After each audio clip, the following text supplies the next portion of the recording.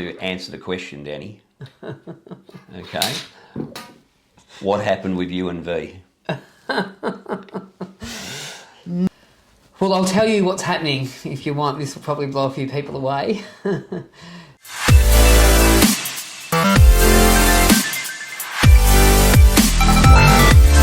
Let's roll, bitches. Okay, guys. Thanks for joining us on that Harley Couple. We've got a very special program today because today we're interviewing none other than Danny Hayes himself, the Million Dollar Bogan. Hey, Whitey, how are you? Good, mate. Nice to see you. Good to be here, and he's got his lovely wife Lisa over there filming, and I'm eating an Easter egg. So we've got a lot to discuss, mate, and I've got a series of questions that I think the audience will be really interested to hear the answers to. So, What, that same question that 5,000 people have asked me? No, I think we might have a couple more, mate. Okay. We might have a couple more. So let's start off with one. Now, you're a complex person, one would say. From viewing your channel, it's like you're a fairly complex person. So let's look into that complexity. So we'll start off with one question. How would you like to be remembered? As a guy that lived a full life, an absolutely full life. That's it. I went all in. Yep. This sounds a little bit macabre, but I accept that my fate might be that my life might end on the road. Mm-hmm. But I accept that because most people end up in a nursing home being put to sleep with morphine or some sort of drug. So, I'm remembered firstly as a great dad and as an adventurer and a good human being. Can't ask for more than that, can you? Mm. Okay, cool. All right, so we're going to delve into something that a lot of people believe your channel is either solely or very much related to being a mental health advocate, all about mental health and empowering people's mental health. What do you see your channel as? Look, that sort of is incorrect. Look, it makes me feel good that people see it that way. It was never intended that way. I can't help but my work career. I was in the Royal Australian Navy for 5 years. I was a social worker for 10 years, working in drug and alcohol. So I worked on the streets helping, my brief was 12 to 21-year-olds. So I worked with the worst of the worst, pregnant mums on methadone that were still, using heroin. Yeah. So I have an affinity with mental health. I've had my own mental health battles. And, if I can use my platform to raise a bit of money here and there, I do. But it's not solely about mental health. It's really about riding a motorbike and the challenges. I love it when people say you can't do this, and then I go and do it. I like that. That's just sort of who I am. Yeah. So, going back to your mental health, as you said, you've had challenges with your mental health over the years. Mm-hmm. Right now, are you okay? Yes, I'm on 19 different medications, and I'm seeing a psychiatrist, a psychologist, and I do a lot of yoga, and I've recently been reborn out of a sleeping bag.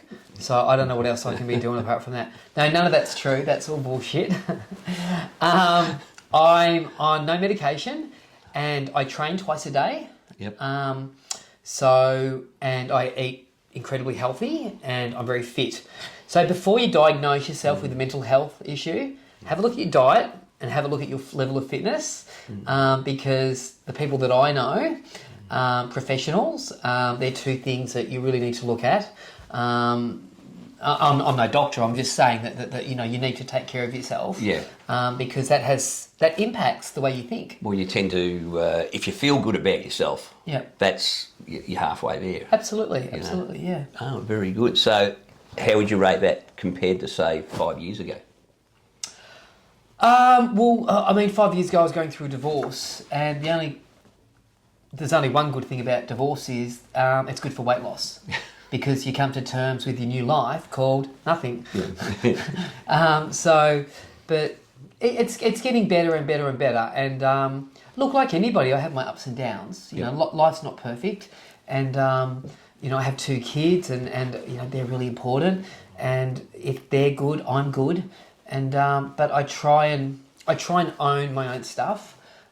Fundamentally, people like to blame, but they blame people. You know, I'm in business, and when someone's having a tough year, first of all they blame me or they blame the company. So I think as I get older and maturer, it is really about owning your own stuff. I think if you start there, you're in a good place.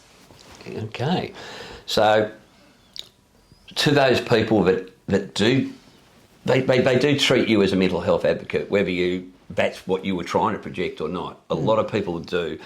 Do you feel you have any responsibility to those people to continue with it? Because I know you get a lot of emails in relation to these type of things. I do. I get some horrendous stories. I get them all the time, and some of them I feel embarrassed, so I'm sorry that I don't respond to everything. This is a one-man show. I mean, I think what sometimes people forget is I run a real estate business, which is fairly big. I'm the managing director. I have 2 kids that I spend time with, and my editing and my vlogging is fairly intensive. So I don't feel that I owe anybody anything, to be honest, but I give freely of my time where I can. Sometimes I feel that people, they just... Yeah, it's not a mental health channel, but if we can raise some money and use my platform to do that, then I think it's a good thing. Okay. All right. So the way I came across the Million Dollar Bogan was a couple of years ago. I was flicking through all my people I subscribed to, and as you know, the Harley Roadshow, Paul, who's a mate of yours and a mate of mine, he did one on... It was just political correctness. Now, political correctness is something that drives me absolutely mental, all right? And that was about the fact that you were leaving YouTube because Harley Davidson had responded to one of your vlogs at the time by sending a letter to Geelong Harley, I believe, saying, well, you're not to have him in the store anymore, or similar to that. Well, I'll correct that. Okay, go on. So from the horse's mouth, Colin can be a little bit, he's not so PC sometimes, which is great. That makes Colin... So I found nothing wrong with that conversation. Of course not, but we live in an era where things have changed. They really have changed, and that's okay. And... I think it got back to Milwaukee. There was I think the comment was, and I'll just say it was 2 queers fighting over a cream bun. That was the comment, okay? Which, unfortunately, you can't have a sense of humour, or much of a sense of humour anymore. It doesn't always have to be so personal, We're so serious now, particularly in Australia. I mean, when you travel the world, Australia really is, and I love Australia, but it really is a nanny country. I mean, it literally is. So that got back to Milwaukee, and I just think there was some words spoken about me taking that stuff down. I got upset because, Harley Davidson isn't paying me, and I think I'm holding the brand in high regard. Not that they need me. I mean, it's a choice, but... there's not many people going, hey, Danny, you know what? You're really helping us sell some motorbikes, and as a matter of fact, here's a free T-shirt. That just doesn't happen. You hear from no one. So... well, for me, you became a bit of a symbol of the old Harley versus the new Harley. The new Harley corporate image that they're trying to project and trying to sell electric bikes and all that sort of thing, as opposed to the old school Harley riders that the whole thing was about lifestyle and thumbing your nose at authority and not conforming to all this PC crap. Yeah, look, I think you've got to look at it. I'm a businessman, so I look at Harley Davidson. It's they're on the stock exchange, the shareholders. Okay, so ultimately it's about money. So we can get all emotional about old school Harley and all that, and I love that commercial. You remember that commercial? We're old school. We don't follow the status quo. We're all that. So I'm one of those Harley Davidson riders, but you've got to think about the shareholders. They don't care about that. They want money. They want bang for their buck.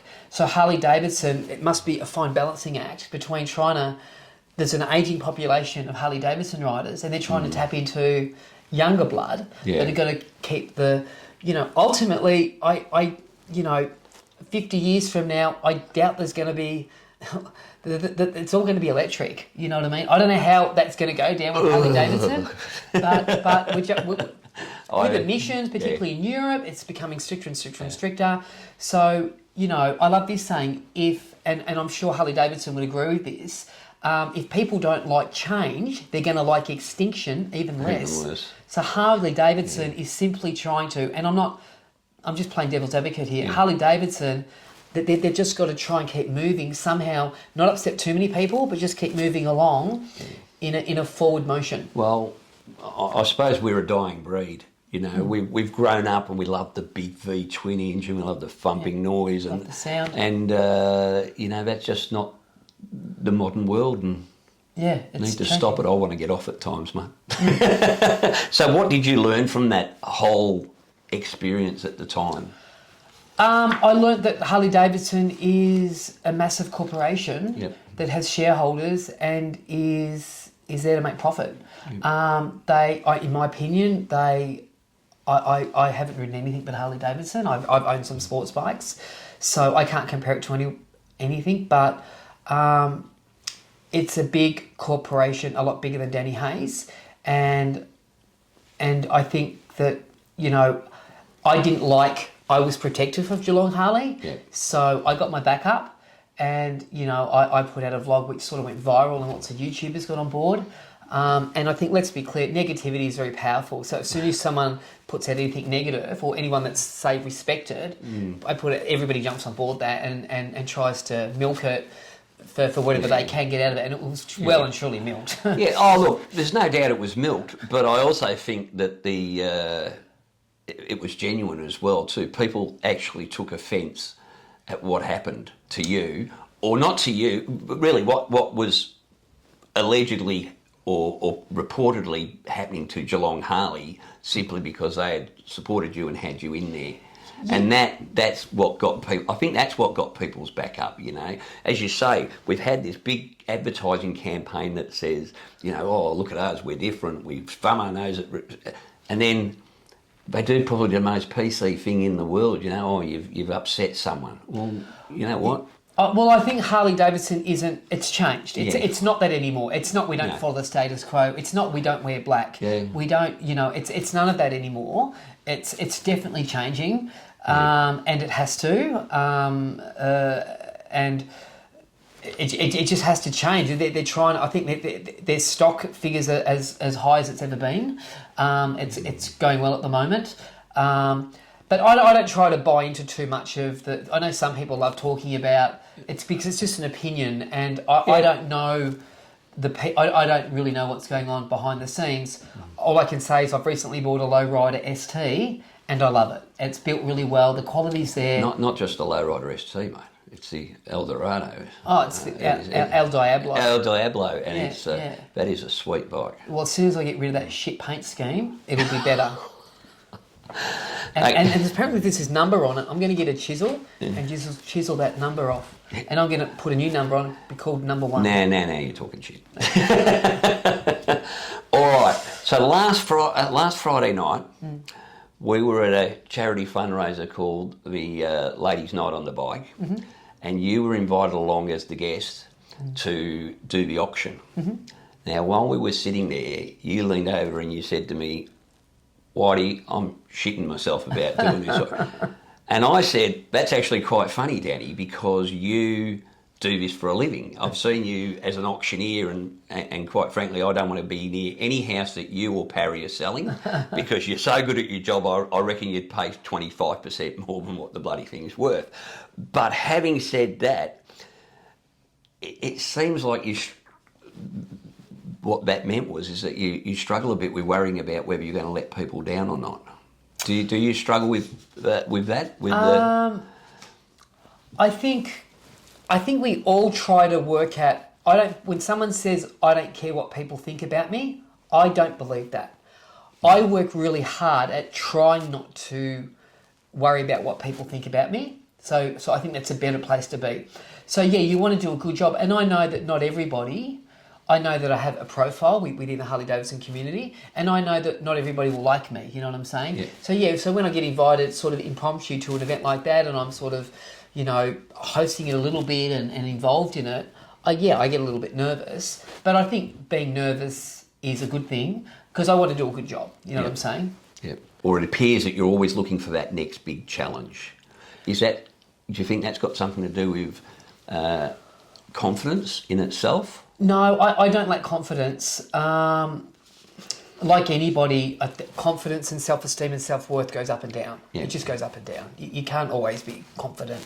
But in regards to a challenge, the biggest mistake people make is that they think they have time and you don't, like we were talking before. I'm just going to wait until I retire. However, you had cancer. Can I say that? Yeah, sure. However, you had cancer, and what happened when you had cancer? What did you do? The first thing we said was, well, we're no longer waiting for retirement.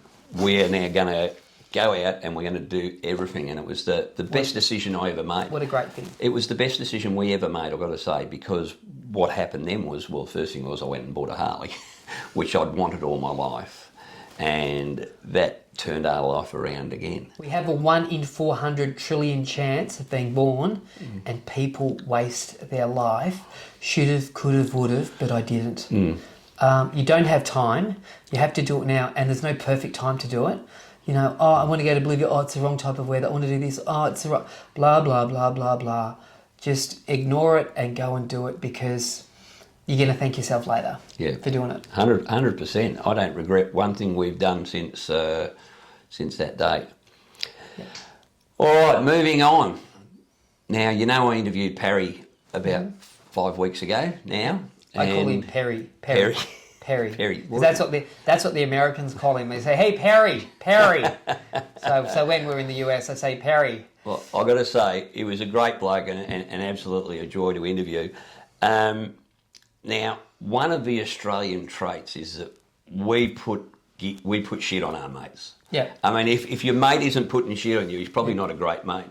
But yet, when you do, I'm an asshole. I'm an asshole. That's it. You get criticised no matter what. I mean, I see a lot of people going, "Oh, you think he's your lapdog," and because you ask him to get coffee and all sorts of things. So my first question is A, does he make a decent coffee?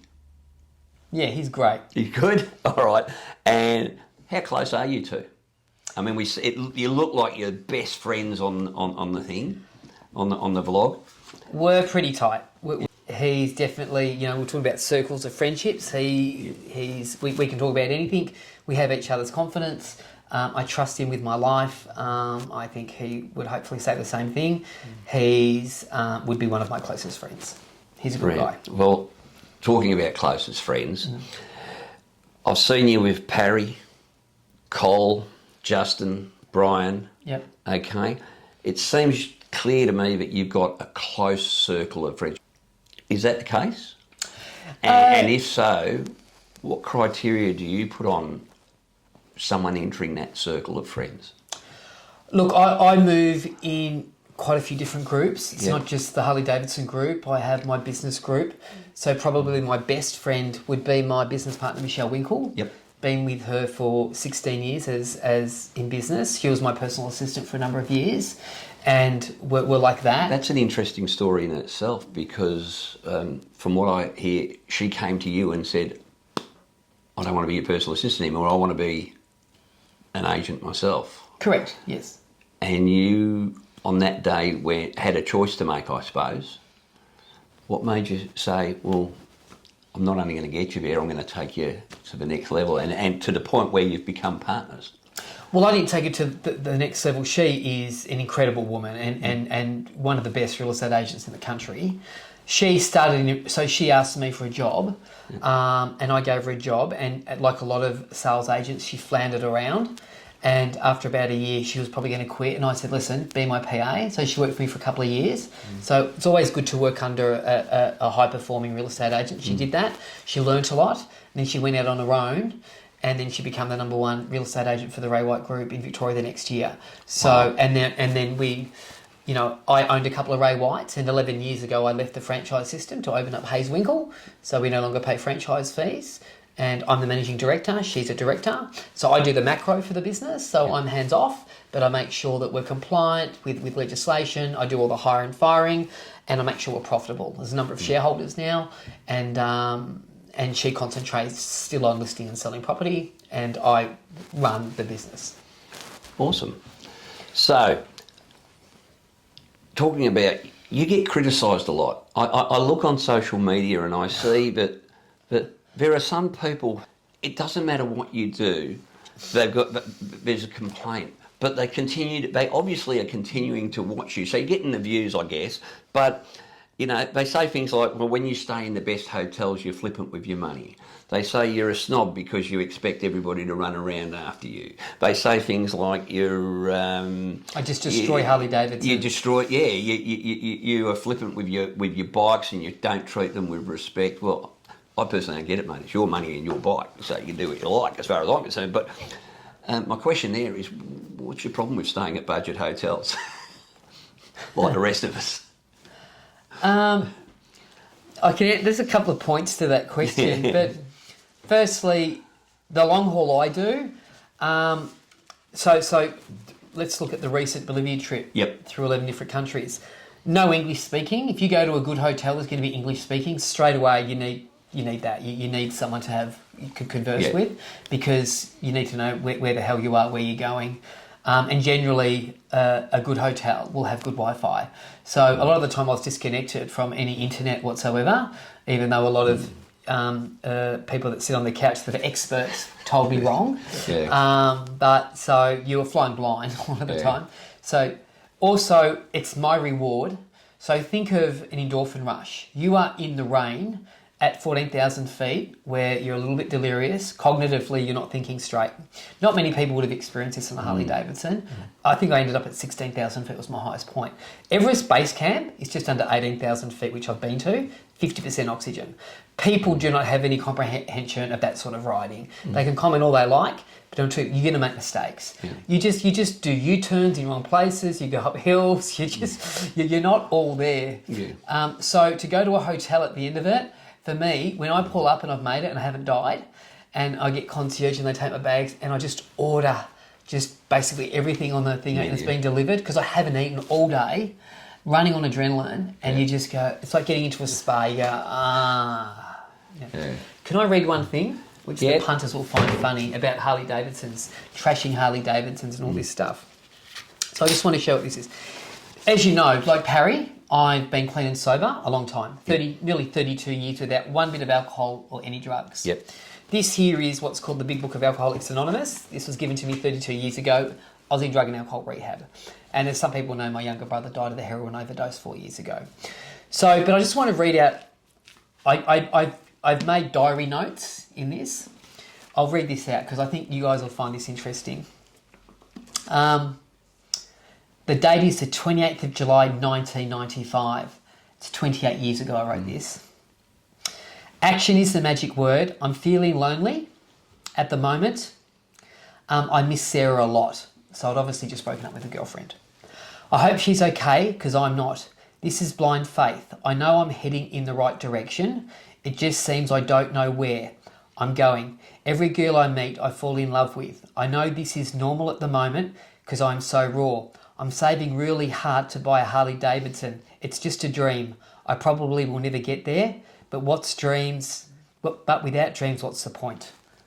I wrote that 28 years ago. Well, I think there's a lot of us that dreamed of owning a Harley. Yeah. And for us, but the fact that I've written it down there is like thinking, selling myself short. Like I could never achieve that. No. You know, I just thought that would be interesting to read that out. Well, you've certainly achieved that one, mate. Yeah, I think you've achieved that now. Well, you've got 4 at the moment. Yes. So you've got the El Diablo. Yes. The Road Glide. Yes. Love the Road Glide, mate. All right. You've got the Road King, which is still... Where's the Road King at the moment? Still on the docks in LA, waiting for it to come back. Yeah. There's a shipping problem. And I've got the Panhead, which Colin built. And the Panhead. Oh. Yep, 4. Very nice. All right. So you brought it up. You touched on the subject of alcoholism. Yep. Or your previous alcoholism. Everybody knows that you struggled with alcoholism, and I think it was at 19 years old that you determined that you were an alcoholic. Well, I was sent to drug and alcohol rehab against my will. By? I was in the Royal Australian Navy at the time. Yep. And they were going to kick me out. send me to jail or go to rehab. I took rehab. Yeah, it's a pretty fair call, I would have to say. All right, so you're at 19 years old and you're an alcoholic. What happened that caused that? Was there a catalyst? Was something happen that got you drinking, or did just drinking get out of control? Look, I won't go into it too much. I'll just say, I guess, growing up, like a lot of people, there was not some. I grew up with a father that drank a lot, and there was a bit of violence. And yeah, I said I would never drink, but I started drinking at 14, and within 5 years, I drank my way to a number of detoxes, and then I ended up in rehab. And I can categorically say that I would be dead if I didn't get clean and sober. I'd be like my brother. I am a lunatic. It's hard enough. I'm pretty. I don't really have a lot of fear. Yeah. So if I was drinking or drugging, I would probably be dead of just doing something crazy. So did you hit rock bottom as such? Oh, 100%. And what did that look like to you? 100%. I used to drink in the morning. My hands used to shake violently. I was in the Navy. My last day of drinking, I remember vividly. I was at HMAS Creswell in the south coast in Sydney. I was wearing my naval uniform. I was being taken to detox for the last time. I was on suicide watch. I had a girl, they thought I was going to kill myself. I was 19 years old. I was mentally unstable. I was trying to drink myself to death. In that morning I got up, I was drunk. I had a can of VB in my white my white naval suit. And I was being taken by hospital, by ambulance. And I thought the only reason I'm going by ambulance is because they mustn't have any cars. So I thought this is all very dramatic. And as I'm walking to the depot to get the ambulance, I had a chaperone. And I was doing this, thinking she couldn't see me. And then just as I'm walking, it's insanity. Yeah. And then I was weaned off alcohol in hospital. And then I went to the drug and alcohol rehab for 4 months, and that was AA based, and I still do 32 years later, I still do 1 to 2 meetings a week. Wow. And I haven't relapsed, haven't had a drop of alcohol since. That's huge. That is huge. So would that be the hardest lesson you've ever learnt in life, do you think? Or is there something bigger? No, I think, I'll tell you, the biggest lesson I've learnt, I'll try not to get emotional, but I blame my dad a lot for things that happened, and I forgot to remember the good things that he did, and he died 3 years ago, so that's the last year that's really hit me, that he was, it's easy to remember the bad things that people do, but he also was a very good dad in many areas, so that is important to remember, that your parents aren't here forever, and you should, although they may not be perfect, you should love them as best you can, and not take it for granted, because they'll be gone one day. And I wish I could show my dad how big Million Dollar Bogan's become, or I wish he could have seen me on Big Brother, but that didn't happen. But so that's. Yeah, look, I've lost my dad and my mum, and there's not much. There's not a bigger kick in the guts, is there? No. Yep. But there must have been something there that. So there was some resentment for a while, and now you're at the stage where you're going, well, it wasn't all bad. There was actually a lot of good to go with that. Yeah. Well, I never come from a family where my mum would hug me or kiss me, or same with my dad. We never talked about love or anything like that. With my kids, I love them and cuddle them and hug them every day. Like I was rock climbing with my son yesterday, he's 25, we hang out. Yeah. So every generation I want to be a better dad than what I grew up with, and I think that's a good thing. And I think sobriety has made that happen, and I know my kids are proud of me. Yeah. They're proud of me. So that touches on family. Now, recently you did a video which I loved, and I think it was with your nephew. Is it Max? Hugo with the electric scooter. Yep. Hilarious video, by the way. Loved it. And what a great kid. Yep. 2 questions come from that. Is one, will his mother ever let me out of her sight again? Because my sister. That was quite funny. You had him running through the mud and things. And my next question was going to be, you have 2 kids of your own. And how do they handle being kids of the Million Dollar Bogan? I don't know how they feel. I don't involve them in my vlogs. I don't need to, but they just see me as dad, and they see that as dad's a bit crazy. Like dad's a bit. A bit. Yeah. I think I take calculated risks. Yeah. Me and Perry, we do a lot of research before we go away. I mean, that's obvious, isn't it? No. Hey, if you want to wreck a trip, just do lots and lots of planning and overpack, guaranteed to wreck it. I think anyone that tours on a motorcycle, one of the first things they learn is that I'm taking too much shit away with me. Well, isn't your second trip very different than your first trip? Oh, yeah, and me and Lisa, we just recently did 11 days in Tasmania, and basically, our clothes were in a pannier. So, talking about your family and your family life, we know since 19 you were in the Navy, and then you, after that, you became a real estate agent. Before you were 19, what was your early childhood like? People won't know this. I played soccer. I ended up playing soccer for Australia. I went to Europe. Really? Yep. Wow. Academically at school, I left in year 10. I did really badly at school. I've been hospitalised before with clinical depression, but not for some years. And I have been diagnosed with ADHD when I was younger, but I don't take any medication, which Nothing is great. for it.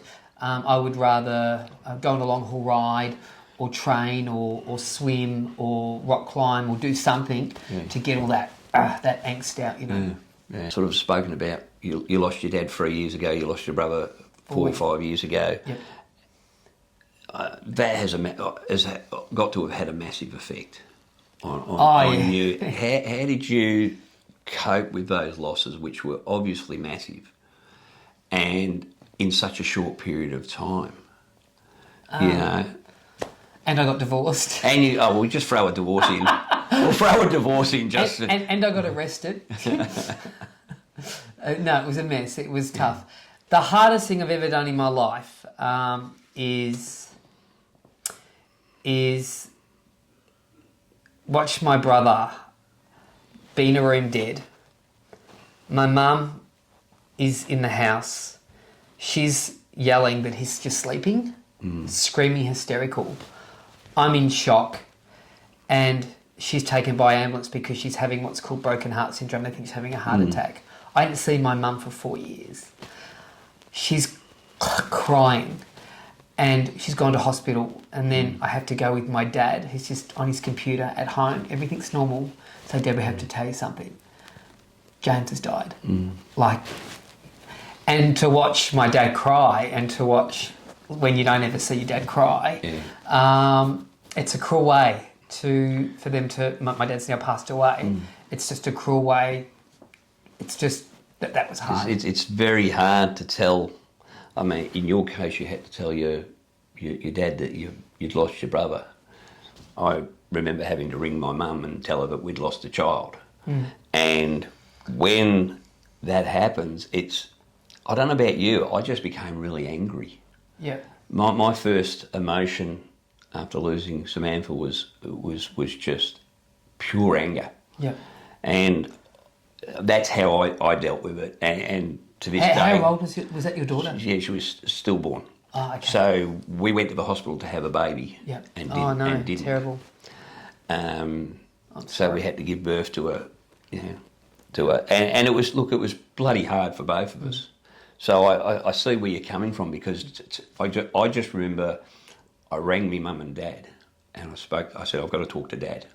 And I told my dad, and I didn't realise my mum, this was on Boxing Day, by the way. So there was a big party going on at their house, and I had to tell him what happened, and all I heard was my mum screaming in the background. Similar to your situation. So there's nothing worse. But my question is how did you get through that? Whitey, I think sometimes I'm living two lives. I think I'm living one for my brother, and I don't want to waste a second of my life. Lisa's crying. We're going to start crying. Sorry. This is a happy vlog. It is a happy vlog. But that's not something we actually discuss very often, I suppose. So it's still raw, and that's what, 23 years later. You know what? I'm a metrosexual. If you don't know what that means, it means you're a man that looks after yourself. It doesn't mean you're not that kid. I like to talk about stuff that is painful and hurts, because there's so many men that ride Harley Davidsons. They're angry men, and anger is simply hurt. And if you can tap into the hurt, you will heal and you'll become a better human being. And ultimately, like anyone, if you've got half a brain, you want to become better. Yeah. Like, I want to become a better version of Danny Hayes than what I was last week. I want to be kinder. I want to be more selfless. I want to give more. And I think you're on the right trajectory when you're thinking that way. You know, and things hurt. Life, can I just say this? Life sucks. As you get older, you guys will agree with this, life is the endurance of pain as you get older. People you know are going to die. People get divorced. People get betrayed. People get ripped off. You lose a child. Like, things happen. Yeah. But the secret to life is that you have to somehow try and keep your optimism, because we're just lucky to be here. 1 in 400 trillion chance of being born. That's the data. 1 in 400 trillion, and this is what they got. So you have to try and keep your optimism about it, because as you get older, it's probably going to get shittier. Yeah. That's just the reality. That's what happens. 100%. Okay, let's talk about a bit more positive, mate. Okay. What is your greatest achievement, apart from kids? Because that's the standard answer, and you've got to say that. I know this sounds a bit corny. I think one of the greatest moments in my life was being on Big Brother. I didn't think I would last one day till the end, and the show isn't rigged. It's maybe the producers helped me out a little bit. They like me a bit, but I did like going on. Look, apart from getting sober at 19, look, there's a number. There's a lot. There's a list. You know, I've become a published author. You know, I was told I was dumb, and I've written and published a book, and I've sold. I'm in my 3rd print run, so I've sold well over 10,000 copies now. There's lots of things, but I think from an experience point of view, being locked in a house, mic'd up for 62 days in a competitive environment, I got to show all my naysayers that, you know, that I was a good guy. You know what I mean? It was a good thing for me, where it could have gone really bad. Could have gone either way. Could have gone either way. Yeah. But that was one of the highlights. I've got a confession to make. What's that? I never watched a single episode. Yeah, well, this interview... this interview ceases right now. We're out of here. I'll see you later, guys. I'm not letting you out. Have you noticed I'm looking down the barrel of the lens, mate? Right down the barrel of the lens. That's because I'm a professional. Yes. Sorry. So that's your... Who inspires you in life? Oh, that's a tough one. Look, my kids are grounded. You know, you've got kids. Yep. They hold you to account. Very much. From a YouTube perspective, it would be Casey Neistat. If you've not heard of him. No, I have. Yeah. Casey Neistat. You know, a veteran. I'm a fan of Jordan Peterson. He's a Canadian psychologist. Quite controversial. He's a genius. But I love some of the stuff he says. You know, my business partner, Michelle Winkle, 5 kids. There's a number of people that I look up to. But I'll tell you what I don't do, Whitey. A big mistake is, and I'll just say this to the fans that are watching, is you got to try not to put people on pedestals. I say to people all the time, don't put me on a pedestal, because I will fail you greatly. I am imperfect. I will make mistakes. I do. I heard you say that at the Lifeline ride. Yeah, it's true. And I think it was interesting to see you saying that at an event where you were in fact up on a pedestal when you said it. Well, it's because I'm short. I mean, if I just spoke, I'd be... It's like a smurf. Where's Danny? He's down there. Oh, how there you are, little fella. What are you doing down there, Danny? I've got to tell you, is I was actually very impressed by that talk you gave. In fact, so much so that I put it up on my YouTube channel, because I was standing at the front videotaping you, and I just put it up raw. I didn't edit it, didn't do anything with it. It's done really well for me, by the way. But I did that for a purpose, because I thought it was really, you know, you said everything you wanted to say. Yeah. And it was amazing to watch. You had the place was captivated. was absolutely captivated. And what a great day that was, by the way. It was great. It was, blew me away. Yeah. YouTubers. We're talking about YouTubers. All right. So you've got, most YouTubers, you're either loved or hated. In my perfect world, that would mean they'd either watch or turn off. But it's not that simple. You have these people that, in your case, you have people saying all sorts of things. So the people that support you are an interesting bunch. Because I'll tell you now, from a fellow YouTuber's point of view, and I'm a minnow in your big ocean, 99% of the stuff we do is good, but if we mention anything to do with Danny Hayes or the Million Dollar Bogan, the feedback is insane, because we either get, oh, that's fantastic, Danny's the best, la la la, but you've got that one group of people that will say, you're exploiting them, you're being not being original, you're sucking up, you're trying to be Danny. I mean, I can tell you, Paul from the Harley Roadshow, this is the best part. I mean, he was doing a outback trip on his Harley. Yeah. They came across a once in 100-year flood, right?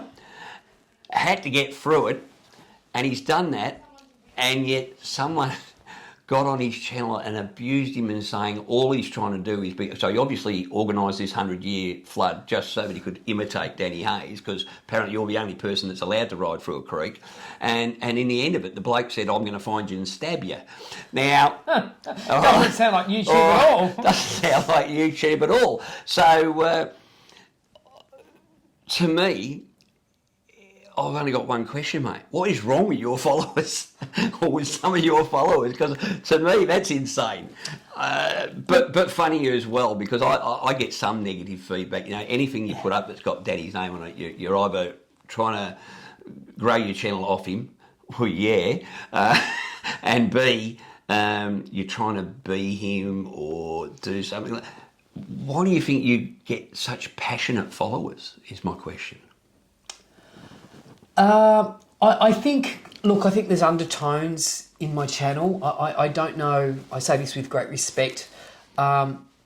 There's messages I'm trying to convey that aren't obvious. So there's undertones of, one is of perseverance, of one is, we're told we can't do things all the time, and you can.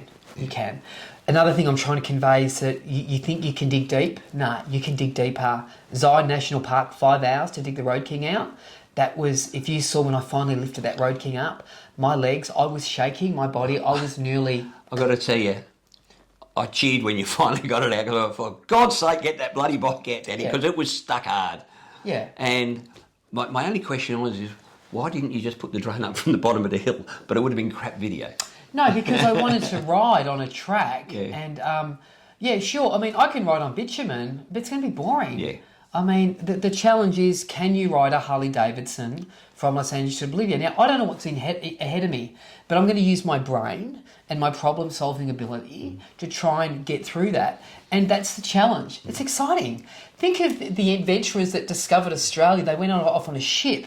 They didn't know where they were going. Yeah. They thought the Earth was flat. They must have been using your Google Maps. Google Maps. Jesus. There's undertones of perseverance and don't quit. It's so easy to quit, you know what I'm saying? Yeah. People are always quitting, oh, it's too hard. I see it all the time. People have a go at me because I have some nice material possessions. It's because I haven't quit. It's because I've done the 100-hour weeks. Yeah. It's because I haven't stayed in that relationship that dragged me down, that was like an anchor. I've given myself wings to fly. Yeah. It's because I haven't stayed in that relationship that dragged me down, that was like an anchor.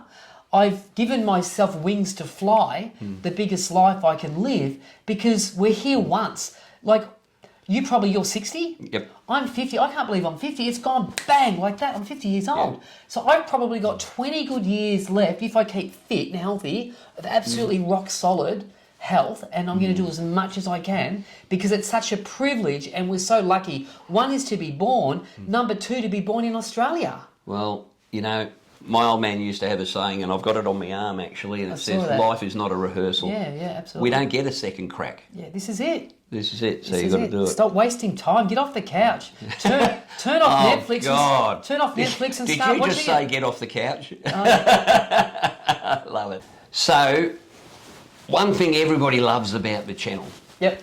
is your relationship down at Geelong Harley. Mm-hmm.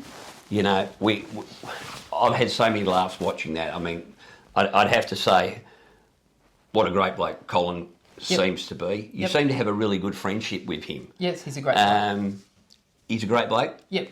Close personal friend? Yep. How did you become friends? Is that just through going there? And I think it started off with him abusing me because of my lack of knowledge. Yeah. One time, I think he cut one of my Harleys in half because I wanted to turn it into a bobber, and then I told him the next day to weld it back together. So I was watching one the other night, which was when you were doing the monkey bike. Yeah. Right at the very start. Yeah. And you went round to his house and asked him for the money. It was that was a very funny conversation. And if you haven't seen it, you should go back through Daddy's tapes and have a look at that one when the very first couple with the monkey bike were. That was a very funny conversation you had with him, but he didn't hesitate, did he? Colin genuinely cares about people, Yeah. And you can see it all the time. I'm always in there. He's always fixing a traveller's bike. They've just come in.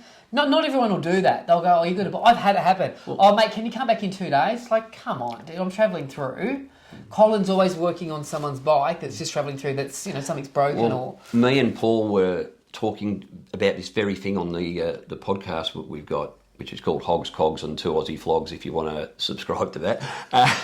That's a scurrilous plug, isn't it? But we were talking about, because when we were down at the Lifeline ride at Geelong Bike Night, the night before the Lifeline ride, I came across a fellow YouTuber from Sydney who had ridden down and his suspension had shit itself out near Lake's entrance, and he decided to keep coming, and so he arrived at Geelong Harley, and basically Colin was the only one there. Yeah, I was there. And Colin said, "We've got no mechanics on board, but you're welcome to use the workshop."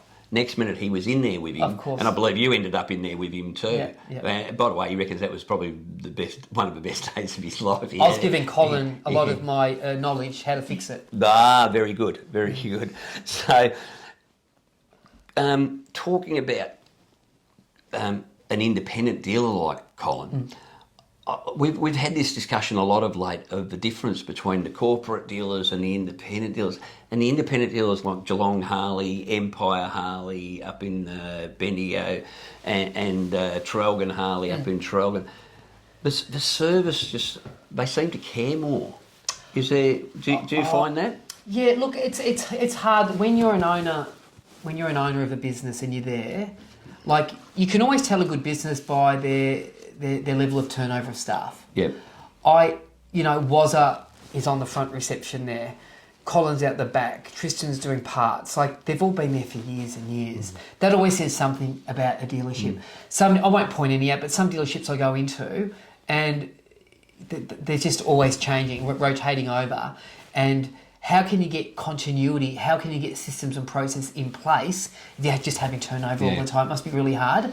I know there is a work shortage at the moment. I'm experiencing that. But, I mean, look, I'm biased. They're my local dealership. I've known Andrea before Colin.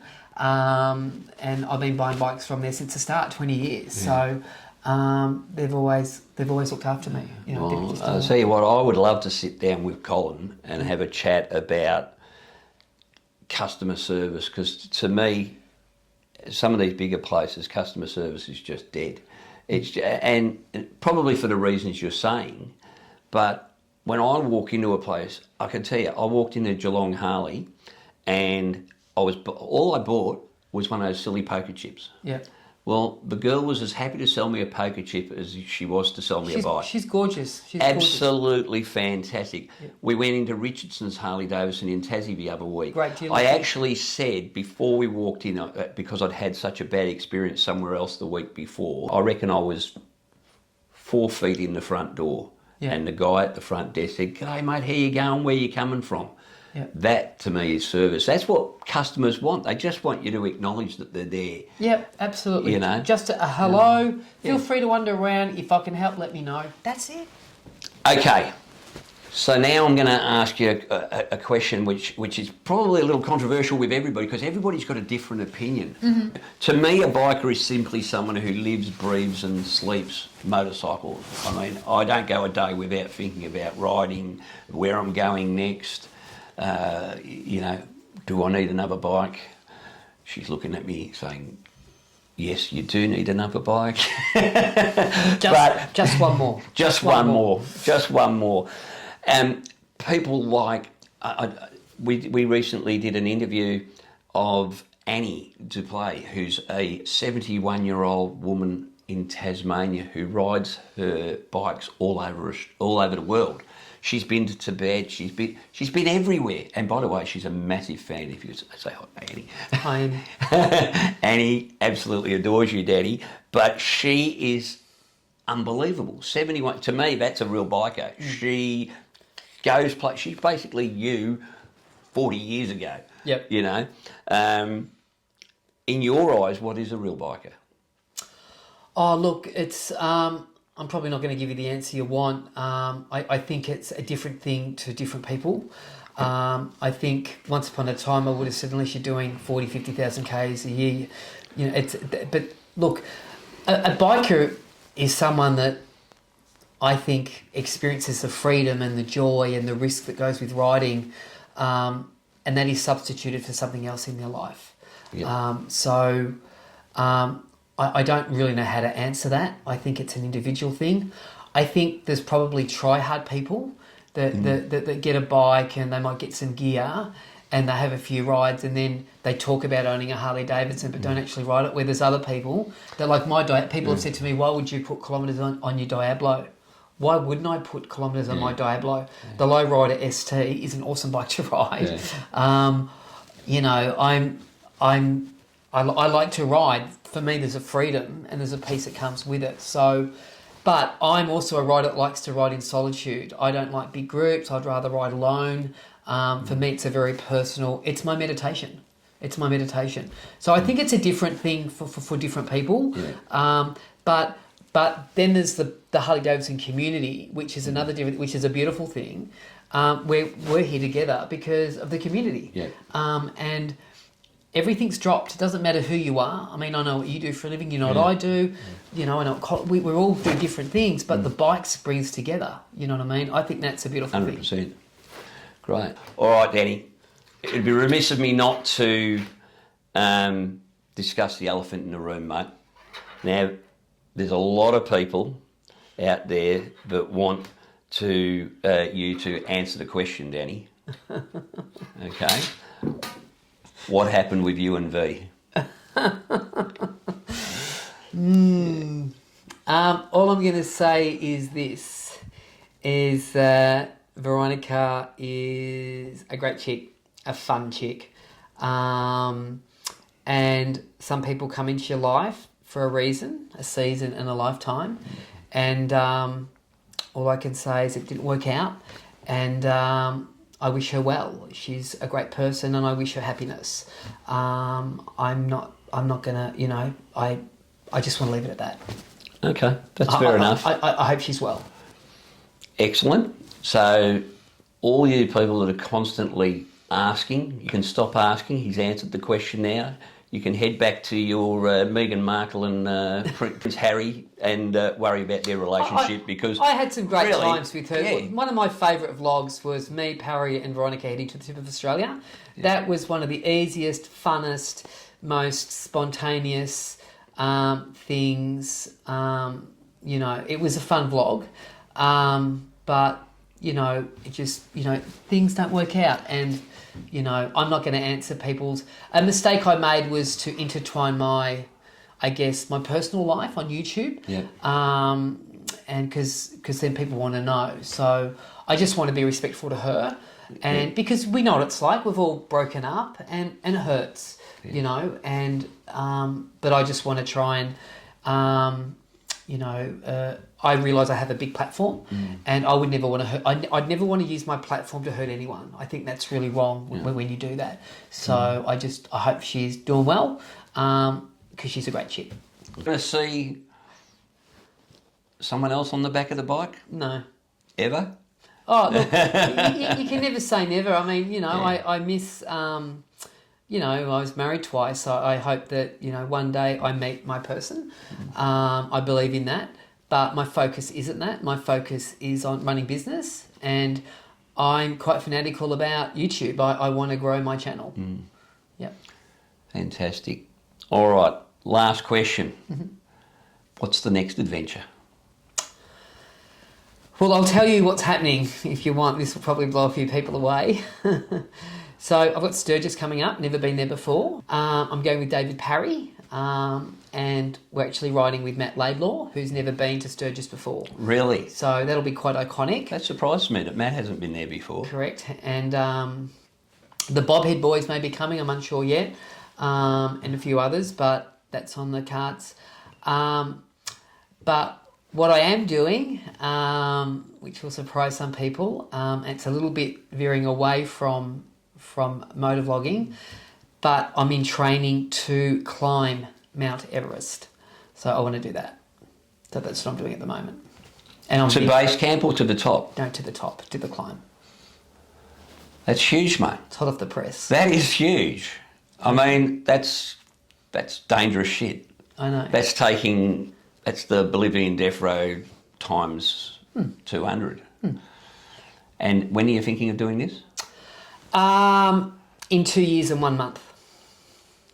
Okay. So it's a good lead up. So I have a lot of training to do, which I have some things booked up. New Zealand, Canada, it's specific training, glacier training. So that's. I'm not being rude, mate, but normally the people that are doing this are in their 30s and early 40s. Correct. You're in your 50s and you're going to climb Mount Everest. That's massive. Well, I'm going to attempt it. Yeah. Look, a lot more people succeed than what they don't now. It's about a 65% chance of summiting. It is expensive to do, and it's something that I've been to Everest. It's alluring, and it's one of the toughest things you can do in life. And you know, I'm irrespective. You've got to remember, age is a number. I'm pretty fit. I know I have to be a lot fitter. So you don't, about 9 months out is when you really want to start training properly. But that's just. But in saying that, Whitey, I'll be doing some trips. They'll be impromptu. They'll be like 3 days planning. I'm going here. So that's still a long way away. But we've got to keep the bike videos coming, mate. You've got to keep the bike videos. Look, I'm dying to get the Road King back because there's a couple of things in Central Australia I want to do. But there'll be something on the horizon. Excellent. Well, mate, it's been an absolute pleasure. Thanks, mate. Thanks for being so candid. No worries. Appreciate your time. No worries. And hopefully we'll catch up with you in Sturgis. Yes, I will be there, 100%. Can't wait. And hang on, you forgot this, mate, because I'm a pro. Yeah. Subscribe, give it a thumbs up, and a small comment helps the algorithm grow, help these guys grow with their channel because they're really good people, good human beings. Thanks, mate.